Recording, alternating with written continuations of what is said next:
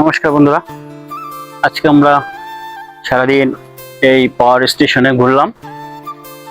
ঘুরে অনেক কিছু দেখলাম এবং অনেক কিছু এই বিদ্যুৎ সম্পর্কে জানতে পারলাম এখানে যারা কর্মকর্তা রয়েছে তাদের কাছ থেকে। তো তারা আমাদেরকে যে নির্দেশনা দিল, যেখানে এরকম সাব স্টেশন থাকবে, বিদ্যুৎ কেন্দ্র থাকবে, এর ভিতরে না যাওয়ার জন্য পরামর্শ দিয়েছে। তো এই যেখানে দেখতে পাচ্ছেন অনেকগুলো পাথর। আমরা তাদের কাছে জিজ্ঞেস করে জানতে পেরেছি এই পাথরগুলো আসলে সৌন্দর্যের জন্য না, এই পাথরগুলো মূলত এর নিচে নাকি অনেক অনেক কেবল রয়েছে, যেগুলো হাই ভোল্টেজ কেবল। এগুলো এখানে আমরা যাতে না যাই সে বিষয়ে আমাদেরকে পরামর্শ দিয়েছে। আমরা ভিতরে যেতে চেয়েছিলাম যে আসলে যাওয়া যাবে কিনা। তারা বলল যে এখানে না যাওয়াই উত্তম, কেননা এখানে যে হাই ভোল্টেজ রয়েছে 33,000 ভোল্টের বিদ্যুৎ রয়েছে, এখানে না যাওয়াই বেটার।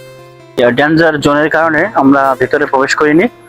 তো আমরা এখন এই আজকে সারাদিন এই পাশে দেখতে পারতেছেন এখানে ডালিম গাছ, পেয়ারা বাগান, তারপরে আম বাগান, এর পাশে রয়েছে পেঁপে গাছ, সব মিলে আর কি আমরা অনেক কিছু দেখলাম।